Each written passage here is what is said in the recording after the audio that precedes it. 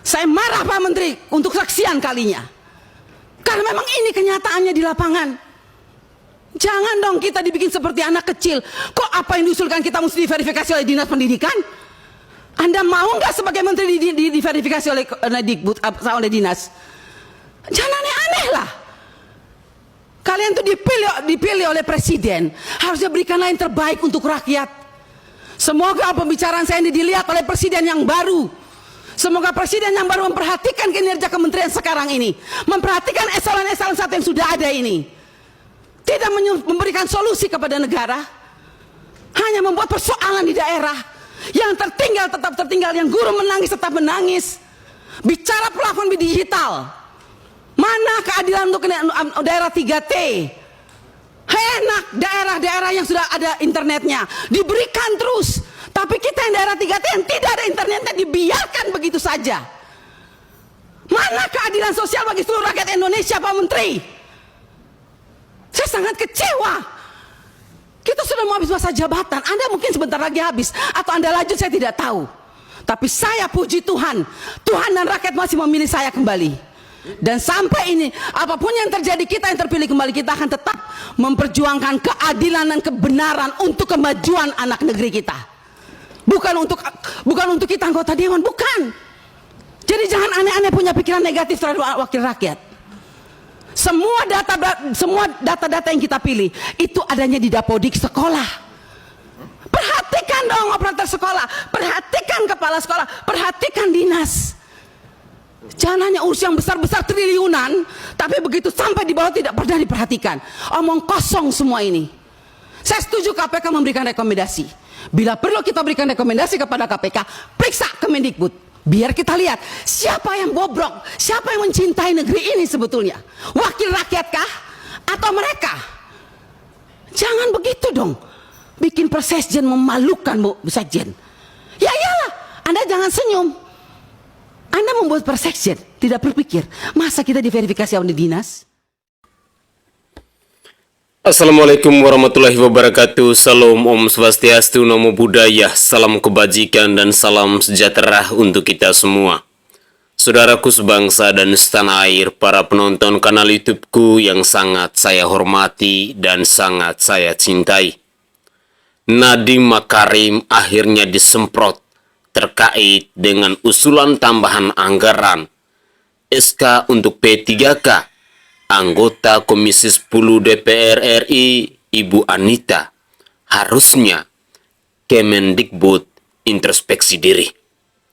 Ya, berita ini lagi ramai di platform media sosial terkait dengan kecaman keras yang dilontarkan oleh anggota DPR RI di Komisi 10 ini, Ibu Anita. Ada beberapa poin penting yang beliau garis bawahi. Bahwa yang pertama ada 17 bangunan sekolah di Kupang dari anggaran tahun 2021 belum selesai juga sampai hari ini. Yang kedua, SK bagi yang lolos P3K belum juga diperoleh dari tahun 2021. Dan yang ketiga, realisasi anggaran transfer ke daerah masih banyak masalah.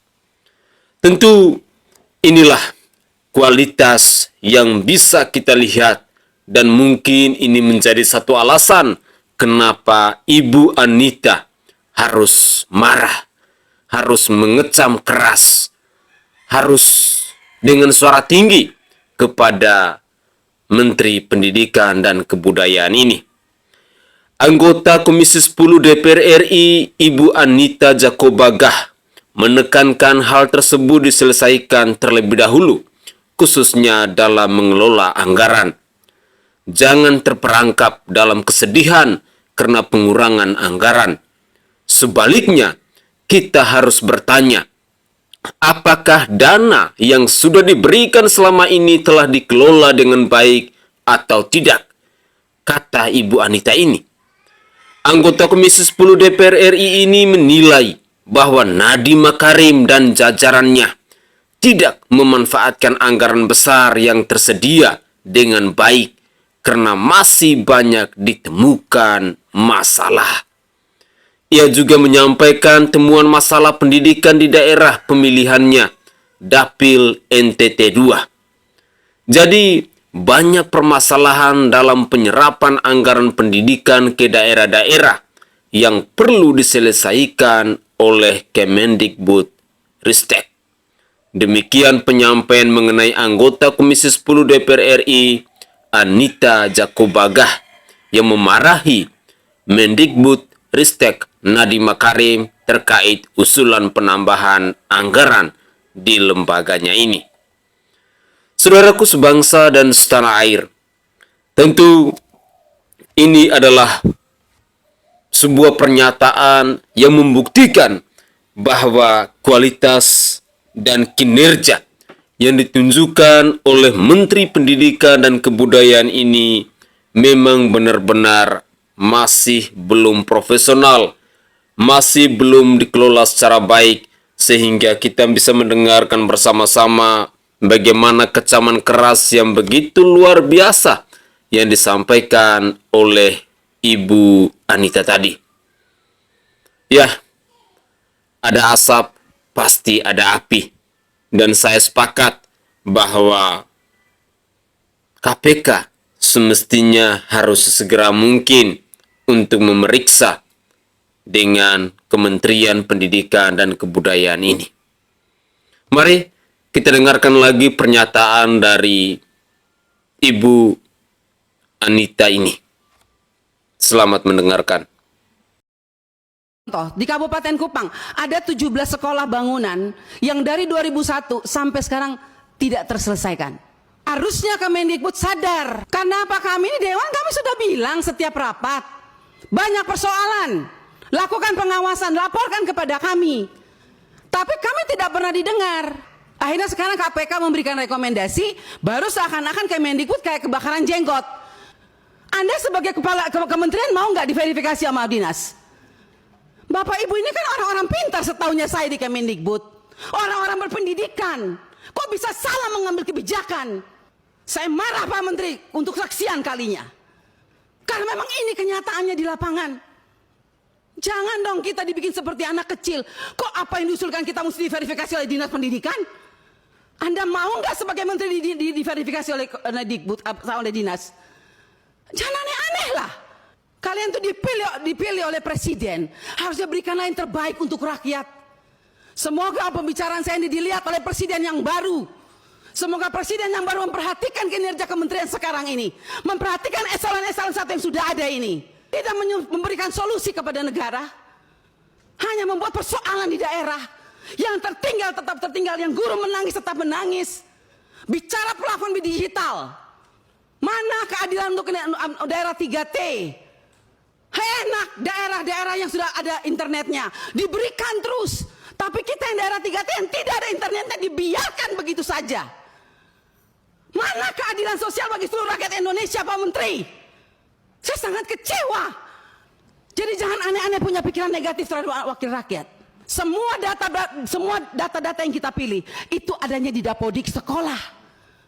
Perhatikan dong operator sekolah, perhatikan kepala sekolah, perhatikan dinas. Jangan hanya urus yang besar-besar triliunan, tapi begitu sampai di bawah tidak pernah diperhatikan. Omong kosong semua ini. Saya setuju KPK memberikan rekomendasi. Bila perlu kita berikan rekomendasi kepada KPK, periksa Kemendikbud. Biar kita lihat siapa yang bobrok, siapa yang mencintai negeri ini sebetulnya. Wakil rakyat kah? Atau mereka? Jangan begitu dong. Bikin Persesjen memalukan, Bu Sekjen. Ya iyalah, Anda jangan senyum. Anda membuat Persesjen, tidak berpikir, masa kita diverifikasi oleh dinas? Mending kalau kepala dinasnya bersih. Kalau kepala dinasnya justru yang mencuri uang PIP, bagaimana Ibu? Saya mau tanya sekarang, jawab. Apa Anda pikir semua kepala dinas bersih? Oh tidak. Menteri Pendidikan diamuk DPR sampai ditunjuk-tunjuk sama DPR. Nyala Bu Anita. Jujur gue sekarang sebagai orang tua yang punya anak ya masih sekolah gitu dengan kurikulum yang sekarang, jujur pala gue puyeng karena beda banget sama kurikulum gue dulu zaman sekolah. Dulu tuh ya kurikulum gue tuh kurikulum KTSP sama Kertilas gitu, kurikulum 13 gitu. Kata gue mah begini nih, kalau misalkan menteri dipilih yang tidak sesuai dengan kapasitasnya gitu, biasa ngurusin bisnis, ini tiba-tiba ngurusin pendidikan. Menurut gua ya sebenarnya program Mendikbud yang sekarang itu nggak jelek-jelek amat gitu ya. Cuma maksud gua kalau yang ada di pelosok-pelosok gitu ya, misalkan sekarang kurikulumnya butuh internet apa segala macam, kan kesian yang di pelosok, kesian yang ada di pedalaman. Terima kasih Bu Anita. Andaikan semua wakil rakyat betul-betul bisa mewakilkan suara rakyat kayak Bu Anita, caembet dah Indonesia ini mah. Ini Bu Anita nih, bisa dibilang dia juga menyuarakan suara orang tua, suara guru-guru juga secara tidak langsung gitu ya kan. Dengan dia bilang dia mengulik tentang anggarannya kemana aja, minta tulisan anggaran yang jelas apa segala macem, mantep bet dah. Nama ada, SK ada, saldo 0, menyala Bu. Ini Bu Anita ini memang anggota yang jujur sekali gitu, lugas, tegas gitu, cara pembawaannya gitu ya kan. Gue sampai mikir, aduh amit-amit nih jangan sampai si Bu Anita ini dibungkam, diancem atau dihilangkan gitu. Aduh, amit-amit bet jangan sampai. Pokoknya saya doain Bu Anita sehat terus, sehat sekeluarga ya, terus menjabat gitu ya, terus menjadi orang baik, terus menjadi wakil rakyat yang jujur, yang lugas, yang tegas, yang transparan, yang apa adanya gitu ya Bu ya. Semoga Bu Anita dan keluarga terus berada dalam lindungannya. Amin. Kita ambilkan rekomendasi kepada KPK, periksa APBN yang ada di Kemendikbud. Karena ini banyak persoalan, PIP, KIP, dana BOS, banyak hancur ini. Tolong Ibu, saya minta Pak Pimpinan, kita berikan rekomendasi kepada KPK, periksa dari 2021, 2022, 2023. Nggak usah tambah anggaran kalau memang banyak korupsi, uang negara habis, bukan untuk rakyat. Saya marah Pak Menteri untuk kesaksian kalinya. Karena memang, mari kita buktikan. Mau kita turun, kita buktikan, kita tanya jangan sama kepala dinas, tanya sama penerima PIP. Itu baru bisa jawab jawabannya. Kalau Anda hanya turun hanya di dinas, semua jawabannya bagus. Tapi coba turun ke rakyat, turun ke penerima orang tua. Kalau nggak lihat itu orang tua punya air mata, omong kosong, nama ada, SK ada, uang nol sampai hari ini. Baik. Jadi kalau kita mau bicara soal anggaran Pak, jangan ditambah.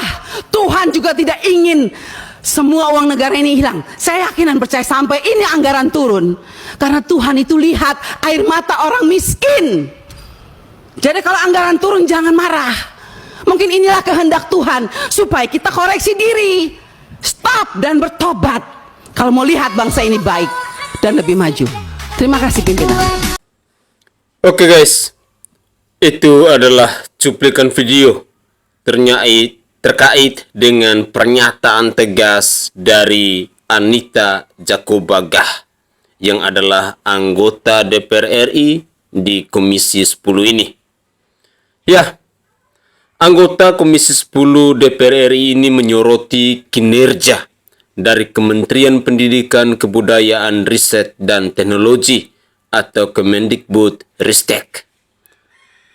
Hal tersebut terjadi dalam rapat kerja Komisi 10 bersama Menteri Nadiem Makarim saat membahas RKA-K-L dan RKP-K-L tahun 2025 mendatang. Pembahasan digelar di ruang rapat Komisi 10 DPR RI, Gedung Nusantara 1 DPR RI, Senayan, Jakarta pada hari Rabu 5 Juni 2024 kemarin. Disampaikan Mendikbud-Ristek Nadiem Makarim bahwa alokasi pagu indikatif belanja K-L Kemendikbud-Ristek RI tahun 2025 sebesar 83 triliun 187 miliar 821 juta 56.000 rupiah. Dana alokasi sebesar itu mengalami penurunan sekitar 15 triliun dari anggaran tahun 2024. Karenanya, Mendikbud-Ristek Nadiem Makarim mengusulkan tambahan sebesar anggaran 25 triliun lebih. Menanggapi permintaan penambahan anggaran tersebut, Ibu Anita meminta Kemendikbud-Ristek melakukan introspeksi terlebih dahulu. Ya, harusnya Kemendikbud introspeksi diri. Banyak persoalan masalah penyerapan anggaran ke daerah. Lakukan pengawasan, ujar Anita Jakobagah lantang dan tegas. Ia juga menyampaikan ada beberapa persoalan Kemendikbudristek yang jelas belum diselesaikan. Ya, begitulah kira-kira. Tampaknya seorang Menteri Nadiem Makarim, di kacamata saya yang adalah rakyat jelata, orang ini memang bukan ahli di bidangnya. Karena kita ketahui bahwa seorang Nadiem Makarim lebih tepat dan lebih layak untuk menjadi seorang bisnismen, bukan menjadi seorang menteri pendidikan. Tapi entah kenapa, seorang Presiden Joko Widodo telah memberikan kepercayaan kepada Pak Nadiem Makarim untuk mengurus pendidikan di negara kesatuan Republik Indonesia ini. Banyak sekali perubahan-perubahan kurikulum, banyak sekali polemik dalam dunia pendidikan di bangsa ini. Bahkan saya pernah menyaksikan dengan mata kepala saya sendiri, di mana hal ini terjadi di SMP Negeri 5, Desa Heawea, Kecamatan Aimere, Kabupaten Ngada, Provinsi Nusa Tenggara Timur, ketika siswa sedang melaksanakan atau sedang mengerjakan tugas ujian harus menggunakan sinyal internet, harus menggunakan teknologi. Tetapi di satu sisi bahwa kita di Desa Heawea, Kecamatan Aimere itu benar-benar tidak punya akses internet yang memadai. Punya tower, tetapi ketika Joni Plate terseret dengan kasus 8 triliun itu, akhirnya pembangunan tower itu pun mangkrak sampai hari ini. Tinggallah kenangan, dan itu hanyalah tiang kosong yang tidak bisa digunakan atau yang tidak bisa difungsikan sama sekali. Inilah polemik-polemik yang terjadi dalam dunia pendidikan di bangsa kita hari ini. Dan saya sangat yakin dan percaya bahwa masih ada banyak daerah 3T di bangsa ini yang benar-benar mereka tidak mampu ketika dituntun dengan berbagai macam perubahan kurikulum yang terjadi ketika seorang Nadiem Makarim memimpin bangsa ini dalam sektor pendidikan yang dipercayakan oleh Bapak Presiden Joko Widodo. Semoga saja apa yang disampaikan oleh Ibu Anita ini bisa membuka mata hati para pemimpin di bangsa ini, khususnya orang-orang yang bergerak dalam sektor pendidikan, bahwa masih ada banyak sekali kesulitan yang bisa kita temukan di negara kesatuan Republik Indonesia ini, khususnya dalam dunia pendidikan ini. Ada yang kita lihat bahwa bangunan yang digunakan oleh siswa untuk belajar itu sudah tidak layak. Ada yang kita lihat ketika kurikulum menuntut bahwa siswa harus menggunakan handphone dalam mengerjakan soal ujian dan lain sebagainya, tetapi di satu sisi akses internet itu tidak ada. Ada yang kita temukan bahwa siswa diwajibkan untuk memakai sepatu dan lain sebagainya ketika mereka sedang menerima mata pelajaran bersama gurunya, tetapi akses transportasi pun sangat tidak mendukung. Ya, kurang lebih itulah hal-hal yang bisa kita jumpai dalam dunia pendidikan kita hari ini. Tetapi para penguasa yang duduk di kursi empuk selalu mengatakan bahwa ini semua demi kebaikan, ini sebuah demi kemajuan, dan lain sebagainya. Tetapi mereka tidak pernah turun langsung untuk melihat bagaimana susahnya dunia pendidikan di daerah 3T ini. Mungkin sebagian besar daerah-daerah yang ada di Provinsi Nusa Tenggara Timur, seperti yang disampaikan oleh Ibu Anita ini, memang benar adanya. Sehingga dengan demikian, ini menjadi catatan penting untuk seorang menteri yang bernama Nadiem Makarim agar Anda semestinya harus introspeksi diri. Begitulah kira-kira. Saya Sainai dari Provinsi Nusa Tenggara Timur. Saatnya kita yang rakyat jelata harus berani untuk bersuara. Salam hormat, salam NKRI, dan salam Pancasila untuk kita semua. God bless you all.